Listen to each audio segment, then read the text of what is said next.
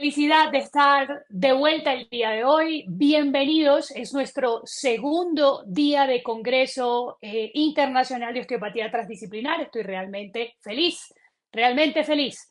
Ahí se equivocaron en la marquesina. Esa es la que viene luego. Un abrazo gigante a las personas que hacen posible esto, la gente de iOS Media Call, ahí están detrás de cámara haciendo posible la magia de llevar a ustedes ciencia, sin duda alguna. Esta jornada de hoy va a ser una jornada bastante larga, los invitados son de lujo y en este momento inicio yo. Pero antes, déjenme hablarles de que llegamos a ustedes a nombre de Tensegrity SaaS, a nombre de Marketing para Empresa, con el apoyo de Sobefimo, a nombre de Move On by Everguardian, eh, a nombre de, obviamente, THH Academy y, por supuesto, gracias a la Escuela Latinoamericana de Osteopatía. Este, nuestro primer congreso, esperamos el año que viene. Ya estamos discutiendo y hablando, por cierto, de todo lo que queremos hacer para el año que viene, que nos emociona hacer para el año que viene, aunque ustedes no lo crean. Y por supuesto, darle las gracias a cada uno de ustedes que se conectan, a cada uno de ustedes que invierten por un futuro, si se quiere, dedicado a la salud y al bienestar de nuestros pacientes. Como les dije, inicio yo. Vamos a ver mi presentación. Vengo a hablarles de un tema que estuvimos trabajando la doctora Andrea Martínez, de la que pudimos ver ayer en exposición, y el doctor Andrés Melo como colaboradores de mi proyecto científico más reciente. Se trata de esto: oclusión, un estímulo asertivo al esquema postural y en el manejo del dolor musculoesquelético. Para los que no me conocen, quizás mi nombre es Adelis Guedes, soy fisioterapeuta, eh, egresada de la Universidad Arturo Michelena, especialista en terapia manual de posgrado también de la Arturo Michelena, osteópata estructural, doctor en medicina osteopática, especialista en neurociencias, fundadora del Instituto Venezolano de Osteopatía, creadora del método de estímulo neural terapéutico para el aparato musculoesquelético, fundadora y directora de la Escuela Latinoamericana de Osteopatía, fundadora y accionista del grupo THH y por supuesto de las casas THH, creadora del método de reeducación postural integral activa, especialista en cuidados respiratorios por la Universidad Latinoamericana del Caribe, Health Coach and Nutrition Science por el Instituto de Nutrición de Nueva York, investigadora ya con 2 artículos científicos publicados de mi autoría plena, 12 en colaboración y 3 libros bajo la editorial Amazon. Pero vamos a entrar en materia. Yo quería poner un contador porque no quiero pasarme de tiempo. Muy bien. Bueno, vamos a hablar sobre postura y, por supuesto, oclusión. Yo voy a poner acá la presentación porque quiero verla. Gracias. Mucho se ha hablado y estudiado sobre la relación que existe entre la oclusión y, por supuesto, la postura. Pero sigue, sin embargo, siendo literatura, si se quiere, ambigua para muchos profesionales de la salud. Esto realmente no es algo que es fácil de discutir en la consulta diaria. Y quizás lo que yo vengo a presentar el día de hoy es una perspectiva un poco más amplia desde los estudios científicos, pero también de mi ejercicio profesional, que llevaron a este estudio científico que presentamos ya hace un par de meses. Siguiente. Cuando hablamos de postura y oclusión, queríamos primero que nada mostrar los estudios científicos que estaban relacionando en este caso y que podían darnos, si se quiere, un esquema, un panorama de lo que la gente estaba hablando a nivel mundial. Presentamos este que fue Relationship Between Posture and Occlusion, a Clinical Experimental Investigation. Lo que hicieron ellos básicamente fue hacer una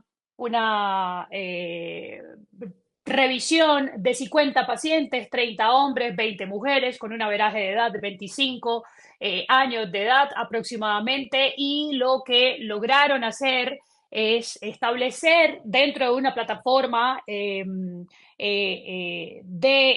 contacto a nivel podal y, por supuesto, modificando, dependiendo de los ángulos de oclusión, se veía la modificación sobre el eje de gravedad, algo que ya les voy a hablar mucho más adelante porque son parte de las teorías de estudio. Siguiente. Luego encontramos un estudio, publicado en parte de la revista indexada de Elsevier, en donde se hacía una revisión sistemática de los sistemas como PubMed, Embase, Science Direct, Lilacs y Google Scholar. Y los resultados eran que 12 artículos que habían cumplido básicamente con pues los criterios de inclusión. El 66.7% había mostrado que sí existía una relación entre la postura y, por supuesto, la oclusión dental o la posición o los cambios de posición a nivel de la mandíbula. Siguiente estudio, vamos a ver uno también de una revista indexada, si no me equivoco, de la Universidad de Sevilla, en donde mostraban cómo diferentes tipos o diferentes ángulos de oclusión, clase 1, clase 2, clase 3, por cierto, los hablaba la doctora Andrea Martínez en su ponencia el día de ayer, llevaban vinculación con modificaciones del esquema postural y que podían medir a través de estudios como la plomada.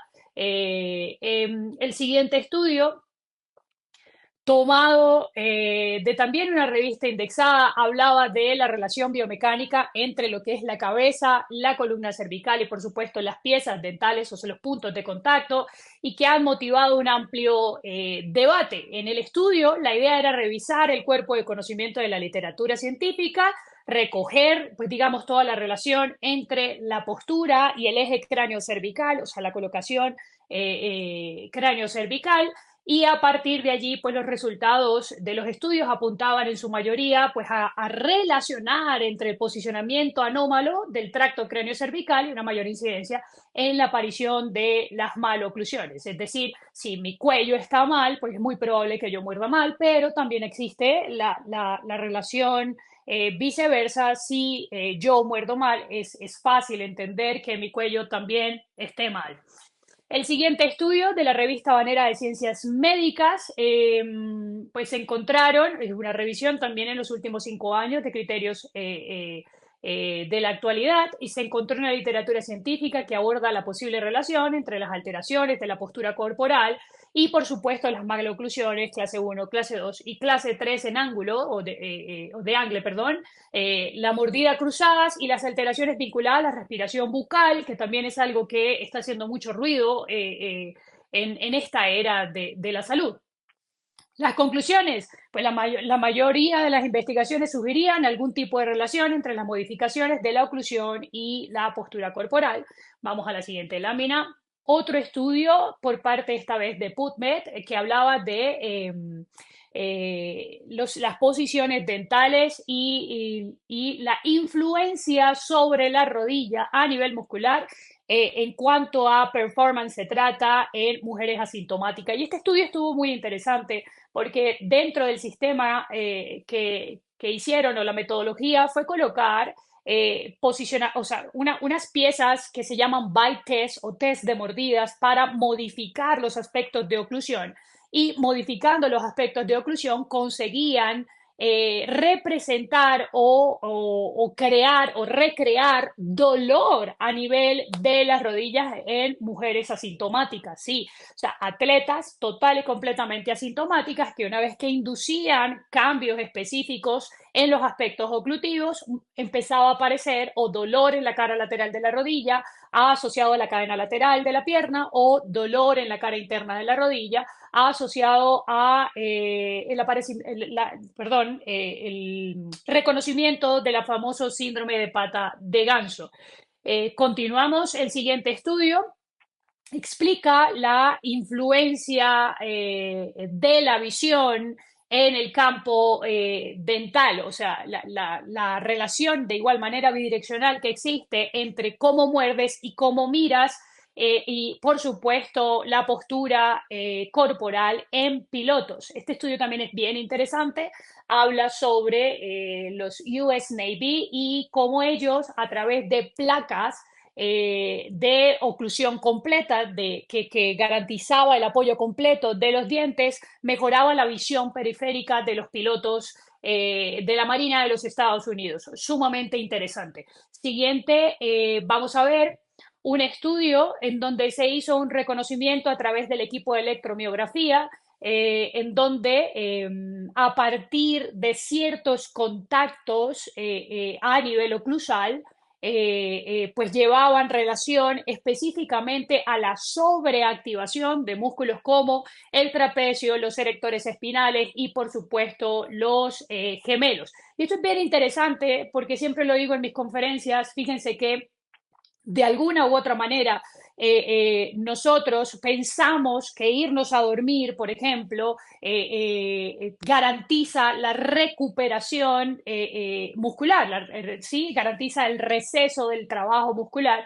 Y efectivamente lo que hicieron en este estudio fue probar que básicamente cuando el paciente aprieta, garantiza la hiperestimulación de músculos como el trapecio, repito, erectores espinales y los gemelos, lo que podría vincular a un exceso de trabajo y, por supuesto, dentro del punto del exceso de trabajo, una posible disfunción mecánica. Siguiente, vamos a hablar de lo que es hoy en día oclusión y postura en el mundo. Fíjense que la correlación ocluso postural fue descrita inicialmente por Jean-Pierre Merseman, quien es presidente de la Academia Italiana de Kinesiología, y ellos lo que hacían era mostrar un nuevo enfoque terapéutico para la odontología y por supuesto para los kinesiólogos en este caso. Este enfoque plantea el tratamiento pues básicamente interdisciplinario de los problemas posturales a través de la odontología como condicionamiento del tratamiento de aquellos casos en lo que se busca el restablecimiento del equilibrio de la postura. Siguiente lámina. Fue el doctor Javier Bascarán quien plantea que fueron realmente los posturólogos. Ustedes saben que cuando algo bueno pasa, pues empiezan a jalar a todos lados. Quienes se percataron del posible papel que podría desempeñar, escúchenlo bien, la boca dentro del esquema postural. En ese momento inicia algo que se conoce como odontoposturología, que por cierto THH Academy trae a través de la Escuela Latinoamericana de Osteopatía para el año que viene como formación continua, la odontoposturología. Y bueno, es definida como parte de la ontología que se encarga básicamente de la relación entre el aparato estomatognático y la postura. Pues la idea es prevenir y mantener una postura normal que garantice eficiencia en el cuerpo. Pero ya vamos a hablar más de eso. Siguiente lámina. Pero ¿por qué considerar? Y esto es bien interesante, ¿por qué considerar la oclusión y la postura como un binomio perfecto? ¿Por qué entender que están estrechamente relacionadas? Y esto fue lo que nos encargamos de probar científicamente bajo diferentes teorías en nuestro laboratorio en THH acá en Bogotá. La boca influye en la postura y funciona como una especie de sistema adaptativo de cargas. Y ayer bien lo describía el profesor Pilat, de quien voy a hablar un poco más adelante, bueno, de sus estudios realmente, que decía que la fascia funciona como un sistema biológico adaptativo, de igual manera, frente a los fallos o a los estímulos estructurales. Y fíjense que la boca termina siendo un estímulo estructural sobre el tejido conectivo y por supuesto sobre el esquema postural. Ya les voy a mostrar esas imágenes tranquilos. Siguiente lámina. En osteopatía mucho se habla sobre los desequilibrios posturales y hablamos sobre básicamente lo que son las lesiones mecánicas ascendentes y descendentes. Fíjense que cuando hablamos de oclusión y postura las entendemos como una interconexión entre estructura y función que explica básicamente cómo la oclusión puede repercutir sobre todo el sistema musculoesquelético y, repito, se le conoce como lesión descendente, ¿sí? Un estímulo y, por supuesto, la interferencia en absolutamente todo el cuerpo humano. Siguiente lámina. Entonces, entendemos que, entre otras cosas, el posicionamiento del cuerpo va a variar según un grupo de receptores, hasta ahora altamente estudiados y que allí pues obviamente incluimos la fascia, el tejido conectivo como principal receptor mecánico y ya les voy a explicar por qué. Si se ven la imagen, básicamente van a ver a un hombre o el cuerpo de un ser humano que se adelanta y se atrasa con respecto al eje de gravedad. Esto es para explicar básicamente que el esquema postural, la percepción del concepto postural allí arriba en el sistema nervioso central, en la corteza motora, en donde se idea el movimiento, básicamente, se debe a un grupo de receptores, entre ellos, por supuesto, el famoso oído medio, el ojo y el pie y la articulación temporomandibular. A esto agregamos ahora, hoy en día, el tejido conectivo.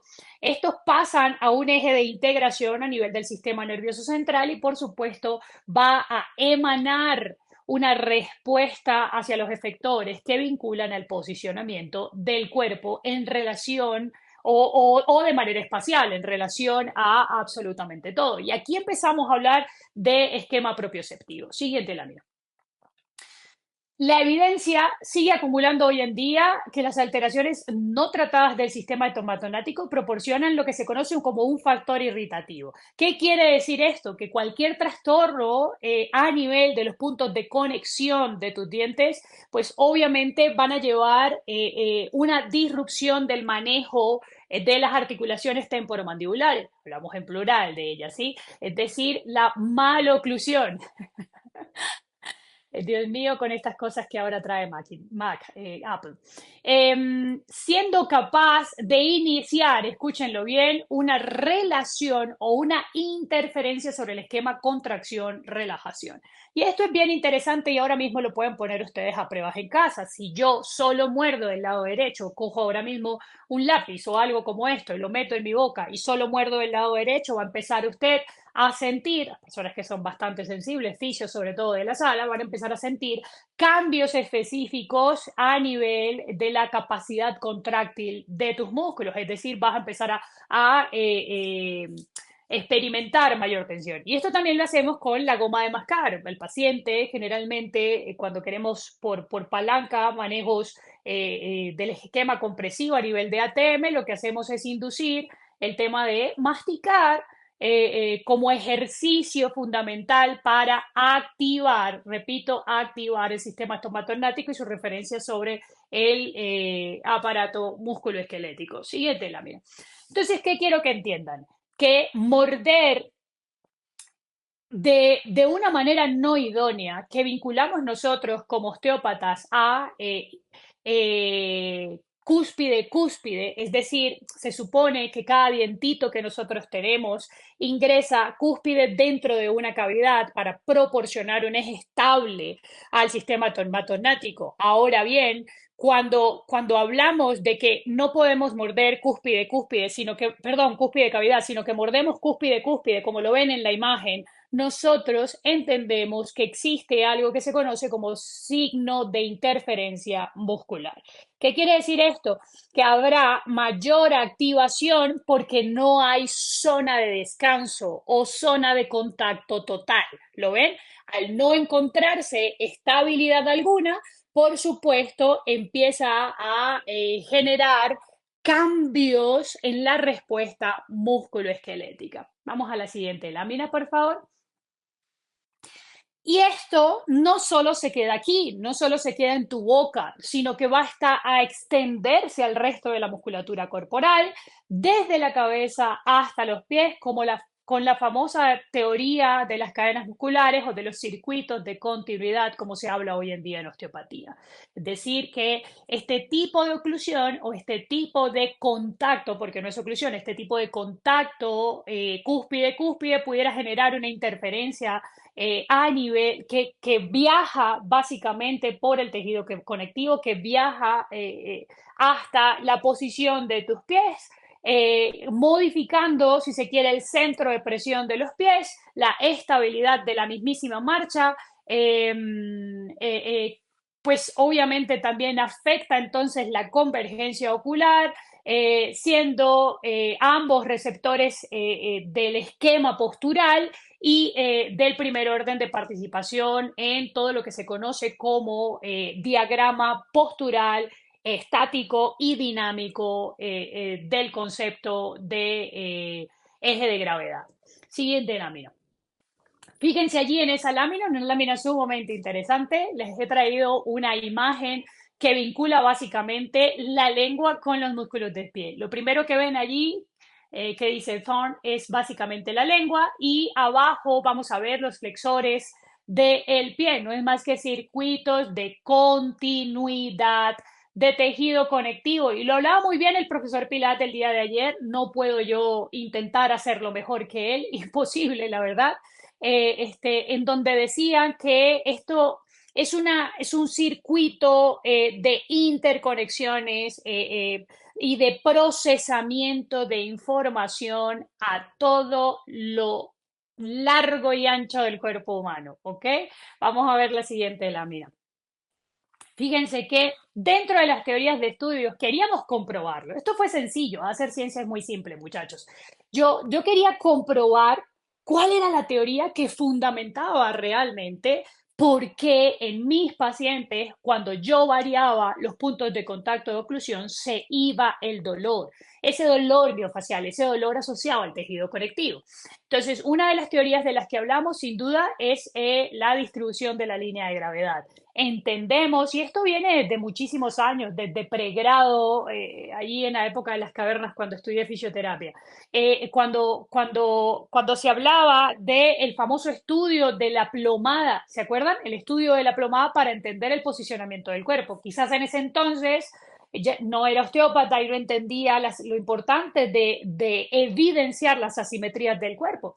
Pero ojo, que esto va mucho más allá. El primero en hablar de línea de gravedad fue Leonardo Di Piero da Vinci, una de las mentes más brillantes del universo, perfeccionado luego por Andrew Taylor Still, padre de la osteopatía, y por Pierre Marie, quien trajo al mundo el tema de las cadenas musculares, donde básicamente lo que coincidían todos estos expertos es hablar de la importancia de garantizar un buen eje dentro de la línea de gravedad o si se quiera, no un paralelismo, sino un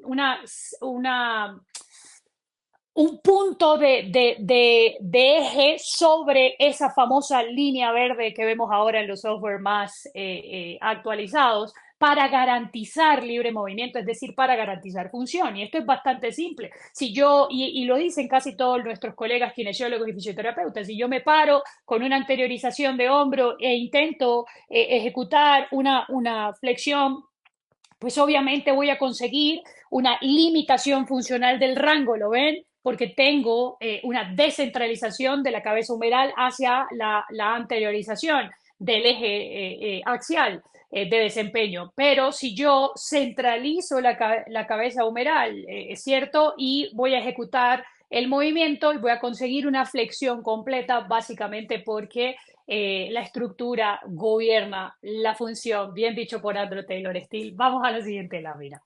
Ahí está, paciente femenino, 11 años de edad, clase 3, que bajo ortodoncia, fue corregida la oclusión, pero si se fijan, permaneció los fallos a nivel de postura y de patrones neuronales asociados a la conceptualización del movimiento. Entonces van a ver que quise definir el esquema de plomada según, uno, los osteópatas, en la primera imagen, maleolo externo, eje de la rodilla, eje de la cadera, hombro o mitad de hombro y línea o ángulo línea de la orejita. En la siguiente, bajo esquema de plomada, kinesiólogos y fisioterapeutas, un eje completo en donde ella de igual manera posterioriza el eje de gravedad. Y por supuesto, ahora con software un poco más modernos, en donde siguen la proyección y ustedes pueden ver cómo el eje dorsal se traslada hacia la posteriorización de la línea de gravedad. Siguiente lámina. Otra de las teorías que encontramos para explicar esto fue el famoso método de movimiento respiratorio primario, descubierto por William Sutherland y padre de la osteopatía craneal y demostrado críticamente, científicamente por el Instituto Upledger, por John Upledger. Ellos explican que la variación de presión del sistema nervioso central lleva relación a la modificación del eje postural y, pues, por supuesto, con su relación con el cuerpo entero. Y esto es bien interesante porque ellos hablan de que esa variación de presión puede obviamente ser tomado como disruptor el esquema oclusivo. Cuando yo estudié hace también mucho rato, por cierto, compartía clases con el profesor José Alejandro Riera sobre el tema de terapia craniosacra bajo el Instituto Upledger, veíamos que ciertamente había un movimiento homólogo entre la cabeza y la región lumbopélvica,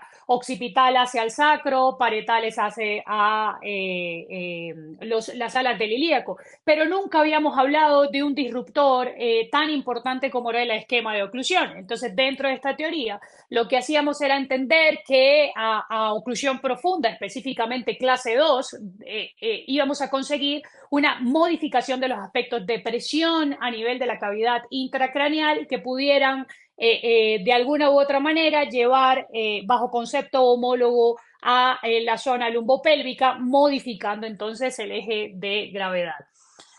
La siguiente teoría de estudio, pues nada más y nada menos que el famoso método de François Messier, el método de las cadenas musculares, luego perfeccionado, si se quiere, bajo algunos puntos de vista y perspectivas diferentes por Philippe Souchard en la reeducación postural global y el método GDS de Godelib, Denis Struve.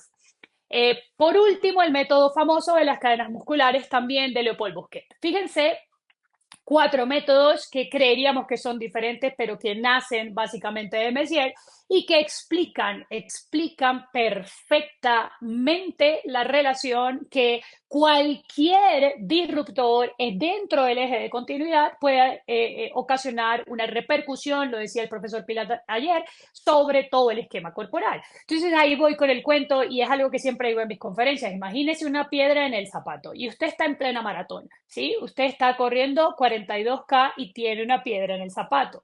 Si te paras para sacar la piedra, pues ya perdiste tiempo. Entonces, en este sentido, decides seguir corriendo. ¿Qué va a pasar con el eje postural? Si tú cambiaste uno de los captores principales, que son los puntos de presión en el pie, obviamente van a haber modificaciones. Mismo pasa si dormí toda la noche sobre el hombro derecho, mismo pasa si mastico todo el día solo por el lado derecho. Vamos a la siguiente lámina. Y esta fue sin duda alguna la teoría que me llevó a explicar básicamente y con mayor ciencia, gracias a los estudios del el profesor Pilat, el dolor miofacial, el dolor de tejido conectivo y que ahora todos caracterizamos bajo el nombre de fibromialgia. Escúchenlo bien porque acá está el meollo del asunto. La fascia no es solo una banda o una lámina de tejido conectivo que comunica la estructura anatómica del cuerpo. No, está altamente hidratada, ricamente inervada, vascularizada y de capacidad contráctil increíble. De hecho, el profesor Pilat la define como una red de un prodigioso sistema biológico complejo. Siguiente lámina. La fascia a nivel molecular vamos a encontrar que está compuesta por diferentes tipos de células incrustadas dentro de la matriz extracelular y que básicamente lo que hacen es explicar su arquitectura, su estabilización, su capacidad de comunicación, y esto es bien interesante, su capacidad de interacción, su adaptabilidad, su protección y por supuesto su resiliencia, como también el mantenimiento de la función. Explicamos entonces, y en estos libros en los que basamos nuestros estudios, mi último estudio científico, explicamos entonces el poder de comunicación bidireccional, ascenso y descenso que tenía la fascia. Siguiente lámina. Palabras del profesor doctor Andrew Huberman, director del área de investigación médica de la Universidad de Stanford. La fascia propio sistema de organización y su propio cerebro. No estamos frente a una tela que recubre el cuerpo entero o los fascículos musculares o las vísceras. No, estamos frente a un prodigioso sistema organizacional al cual podemos atribuirle funciones que antes no conocíamos. Y ojo, porque esto no se queda así, esto sigue avanzando con el paso de los años. Siguiente lámina.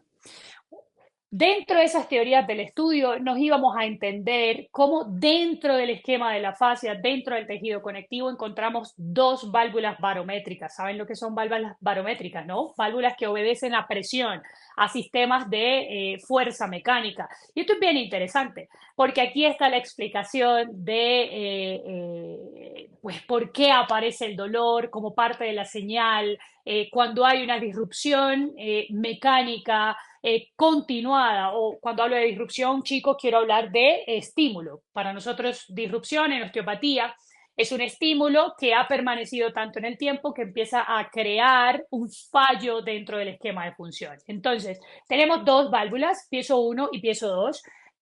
Ambas llevan relación a los esquemas de presión, los esquemas de fuerza. O sea, tienen que ver con básicamente el esquema mecánico de fuerza. Son receptores piezoeléctricos que transmiten sensaciones mecánicas al sistema nervioso central, corresponden a un canal, vuelvo y repito, bidireccional de comunicación bioeléctrica, atención con esto, y que estimulan la pared celular, permitiendo, por supuesto, que los iones entren o pasen a las células, desencadenando pues lo que es un potencial de la membrana celular.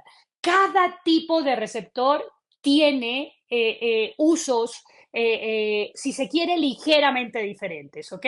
En el caso del piezo 1 particularmente es un punto de monitoreo de presión arterial y de otros sistemas internos, ojo, que pudieran explicar por qué, por ejemplo, la variación de presión arterial al hacer ejercicio físico o al caminar, ¿sí? Esto lo explica básicamente piezo 1. Y piezo 2, que es el principal sensor táctil mecánico involucrado dentro del esquema propioceptivo. Y ahí es donde está el punto, en donde hicimos clic y dijimos, aquí está el culpable. Si nosotros tenemos un disruptor que permanece en el tiempo, es fácil entender cómo estas válvulas barométricas literal van a accionar abriendo o cerrando compuertas, permitiendo ingreso o no de información bioeléctrica y por supuesto nos metemos a hablar un poco de la crisis bioeléctrica, de la crisis de insuficiencia que explica la teoría de Travelham-Simon. Pero bueno, este estudio fue presentado por Costa y Pataputian para el 2010, que hablaban entonces sobre estas válvulas barométricas. Cuando hablamos entonces, siguiente lámina, de las válvulas barométricas, entendemos que el esquema propioceptivo va mucho más allá que los ejercicios circenses en un gimnasio sobre una plataforma inestable para intentar reeducarlos. No, para hablar de propiocepción entendíamos que era el tejido conectivo, que era la fascia, parte fundamental del esquema de viaje de información frente a los captores y los efectores en este sentido. Y vamos a ver que hay un input que es la vista, hay un input que es el equilibrio, hay un input que son los famosos receptores barométricos dentro de la conceptualización del movimiento y por supuesto la relación bidireccional en este caso con el sistema nervioso central una vez integrado el esquema propioceptivo. Siguiente lámina. Entendemos que existen terminaciones nerviosas libres que están allí contenidas dentro del tejido conectivo, con inervación sustancial a través de las famosas fibras polimoidales A, delta y C, que son de conducción relativamente lenta. Entonces, si yo quiero ganar propiocepción, yo debo buscar movimientos lentos que lleven relación a los inputs de los que le hablé en la lámina anterior. ojos, respuesta de contacto a nivel del pie y, por supuesto, de movimiento o de conceptualización de movimiento. Básicamente las terminaciones nerviosas libres, que son las famosas fibras sensitivas, permiso, responden al estrés mecánico, o sea, llevan relación al estrés mecánico. Mayor densidad de fibras, en este caso nerviosas, que acompañan al vaso sanguíneo, inflamación de origen directo, neurogénico, que aumenta, si se quiere, la densidad de esas fibras nociceptivas y que pueden explicar la aparición del dolor cuando este estímulo reiterativo lleva influencia sobre el tejido conectivo, que era algo que nosotros, cuando yo empecé a estudiar, no relacionábamos. Siguiente lámina. Nos vamos a nivel celular y vamos a encontrar que dentro del tejido conectivo hay, pues obviamente, miofibroblastos, fasciocitos y telocitos que generan, transmiten, reciben y responden a los estímulos mecánicos, dicho por Andrés Pilate en la conferencia de la fascia, a la cual fui invitada gracias a Edixa Machado, que explicaba el esquema molecular en Caracas en el 2023. Y ahí hicimos clic. Ahí volvimos a hacer clic y dijimos, Dios, entonces, si yo puedo explicar, siguiente lámina, que existen estas famosas células denominadas telocitos que llevan relación directa a las células inflamatorias, pero que también llevan relación directa a las células tisulares, puedo explicar cómo alguien que tiene una interferencia a nivel oclusivo puede, escúchenlo bien, puede cursar con dolor de tejido conectivo. Ya lo explicamos y lo explicamos un montón. Teníamos, fíjense el tema de lo interesante de la ciencia, teníamos en nuestras manos las pruebas fidedignas de que los músculos cambian la acción eléctrica por electromiografía, o sea, lo hicimos por electromiografía. Luego teníamos y esto en respuesta, ojo, y esto en respuesta al estado oclusivo. ¿Ok? ¿Por qué? Porque habíamos visto que si colocábamos algodones en caninos teníamos una respuesta hacia el eje anterior. Si colocábamos algodones en la parte posterior, en los últimos molares, teníamos una respuesta muscular posterior. ¿Ok? Veíamos cómo dentro del software había variación del posicionamiento del eje del cuerpo humano y ya vamos a mostrar esas láminas. También lo veíamos, lo teníamos allí, lo podíamos palpar, era tangible, pero teníamos la curiosidad de poder explicar por qué bajo algo tan simple como el test de Measurement, que era colocar dos algodones y empezar a volver a tocar los puntos de dolor, desaparecía el dolor. Estamos literal haciendo una intervención sobre estas válvulas de presión y, por supuesto, sobre el tejido conectivo y, en este caso, a nivel muscular, en los famosos telocitos. Siguiente lámina. Si yo veo, y esto me lo robé a propósito del profesor Pilate en la conferencia del 2023 en Caracas, en donde él hablaba desde la fascia, desde el esquema molecular.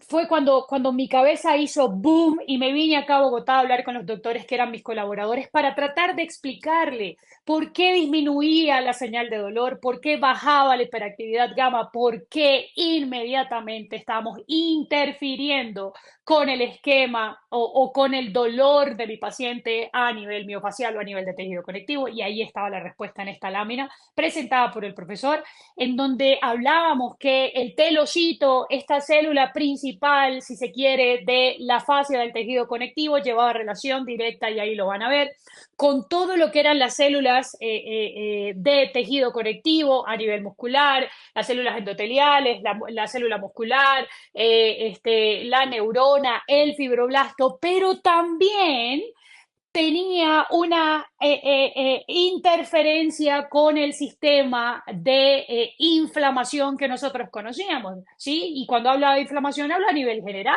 Ahí están los mastocitos, ahí están los macrófagos, los basófilos, eosinófilos, los neutrófilos, las famosas células o linfocitos, células T y las células B, que son los que perpetúan el proceso inflamatorio una vez que se estimulan entre sí.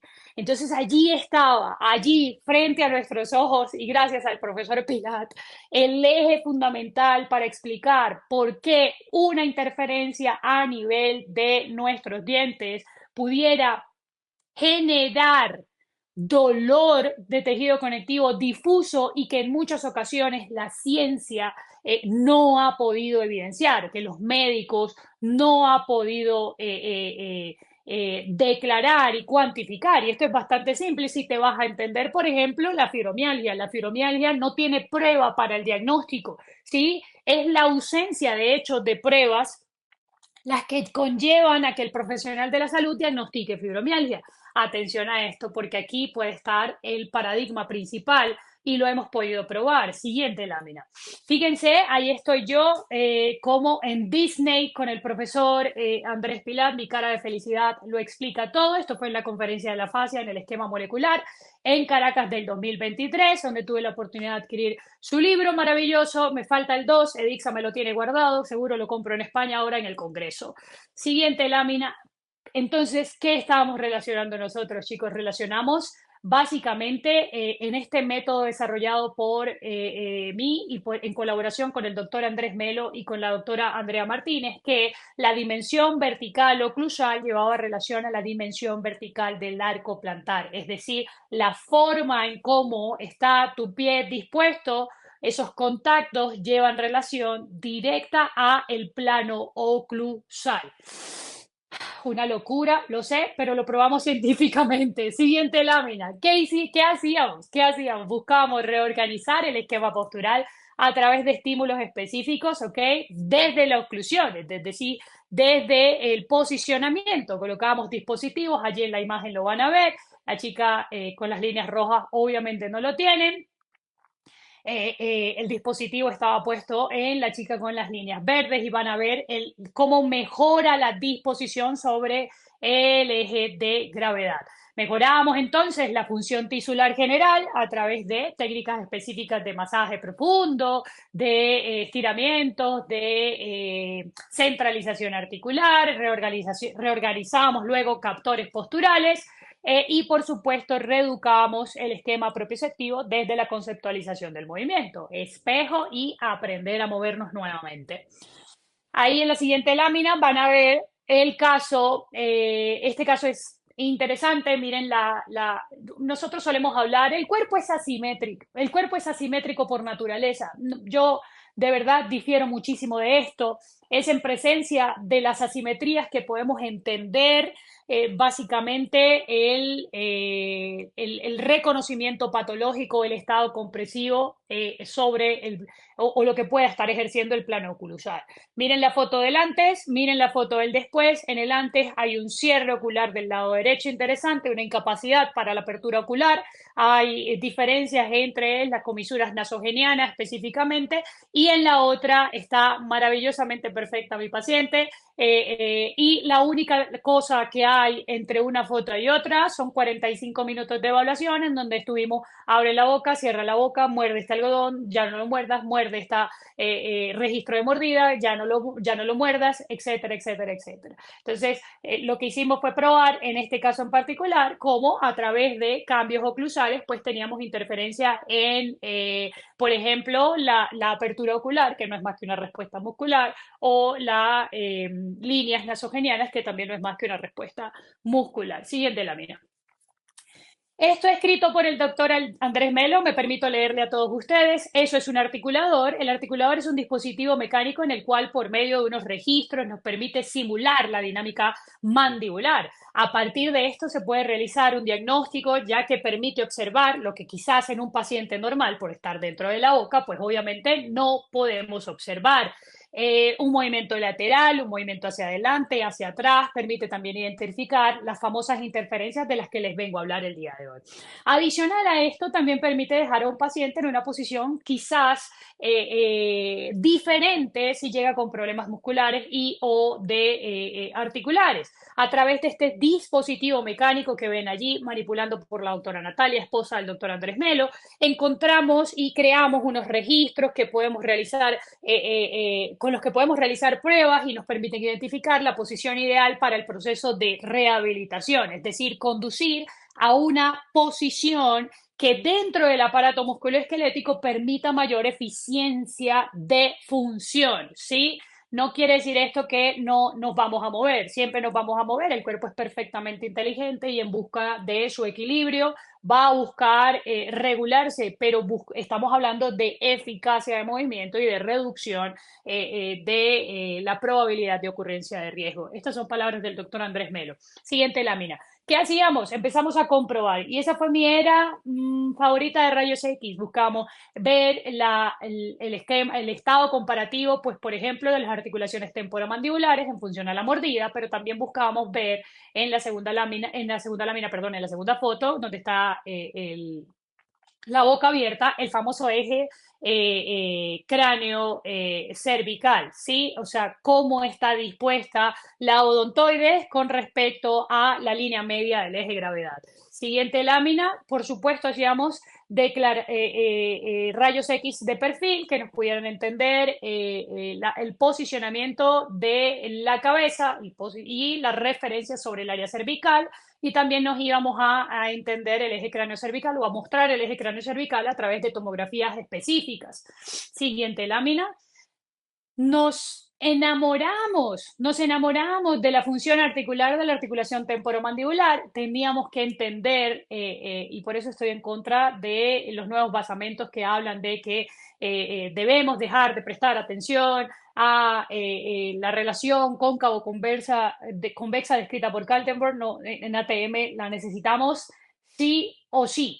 Entonces, en función a esto y a las reglas básicas de biomecánica, podíamos interferir en una articulación temporomandibular para hacerla más funcional a través de dispositivos intrabucales y, por supuesto, interfiriendo a nivel de la boca de nuestros pacientes. Siguiente lámina, realizábamos también condilografías. Las condilografías obviamente nos permitían evaluar la capacidad de función de la articulación temporomandibular y en este sentido poder recrear, bueno, yo no específicamente, mis colaboradores, recrear la posición ideal que pudiera permitir una función simétrica bilateral. Recuerden, repito, el cuerpo es simétrico. Siguiente lámina.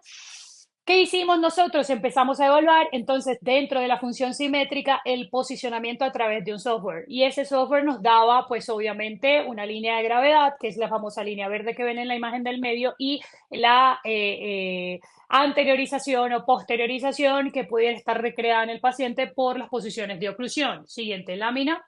A partir de allí, mis colaboradores utilizaban dispositivos intrabucales que buscaban ejercer un contacto o garantizar un contacto de presión total. Esto para interceder o emanar esa señal bioeléctrica a través del ligamento periodontal y, por supuesto, al tejido conectivo.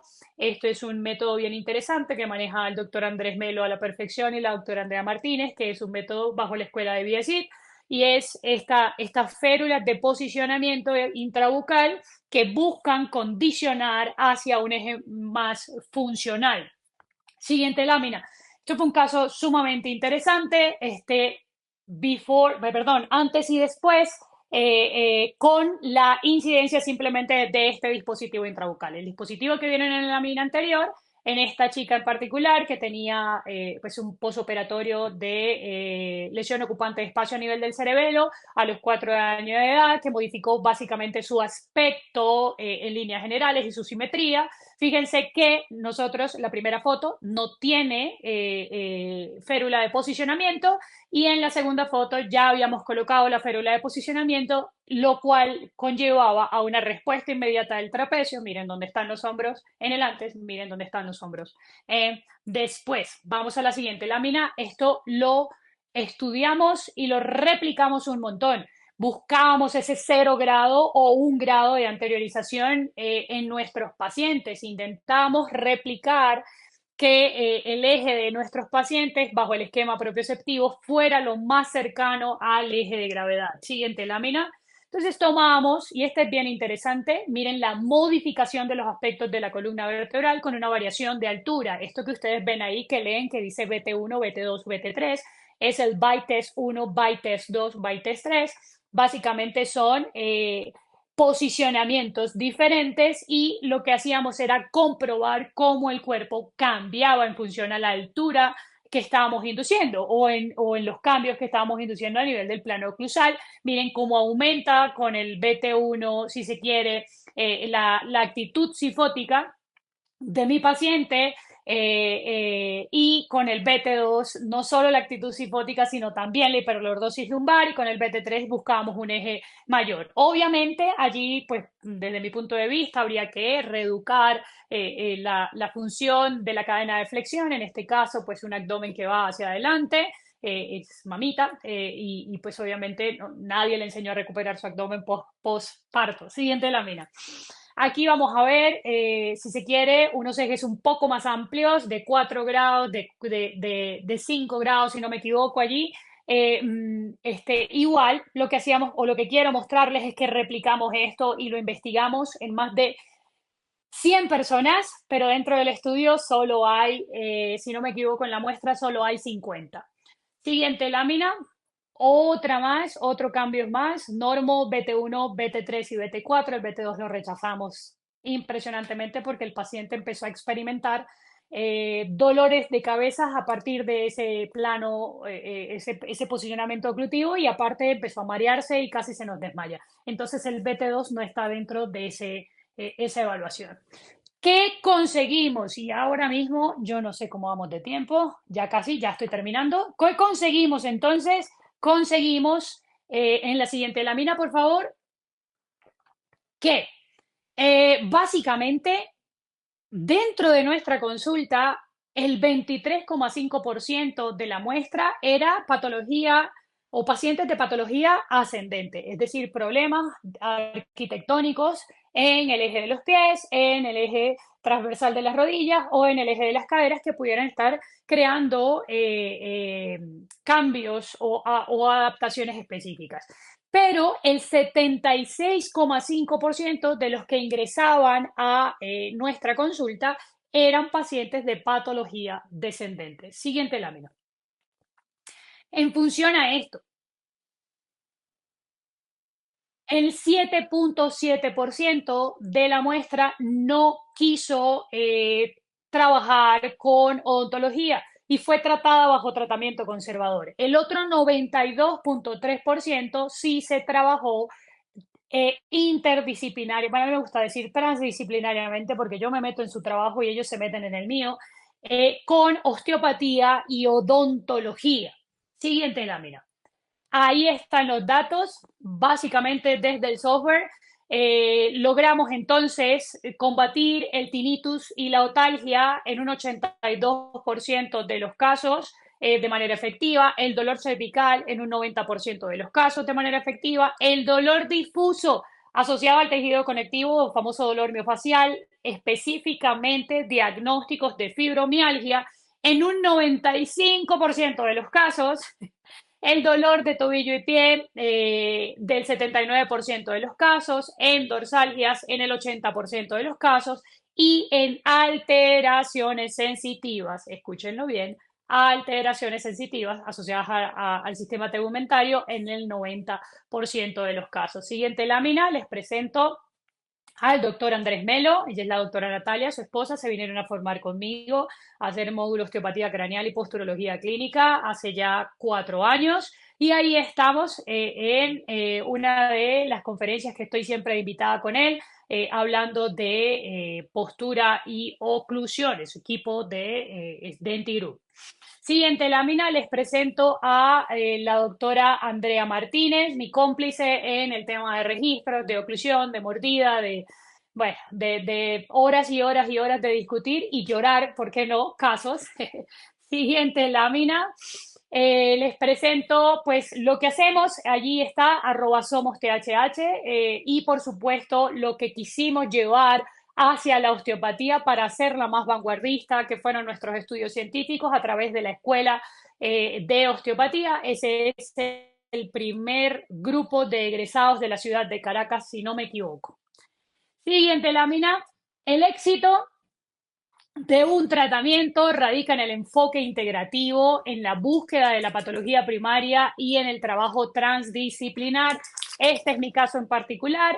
Ahí está, por favor, miren, no hay cirugía maxilofacial de por medio, hay simplemente reeducación de los aspectos de contacto a nivel del esquema oclutivo, es decir, una férula de posicionamiento, ortodoncia y muchísima fisioterapia y osteopatía para aliviar el dolor durante los cambios. Siguiente láminas, estoy a la orden para lo que quieran, les dejo mis contactos, teléfono de nuestro laboratorio en Bogotá, teléfono de nuestra sede en Caracas, mi correo electrónico personal, por supuesto la página web de nosotros, mi Instagram también está allí para lo que necesiten, ambas direcciones y bueno, ahí concluimos entonces mi presentación.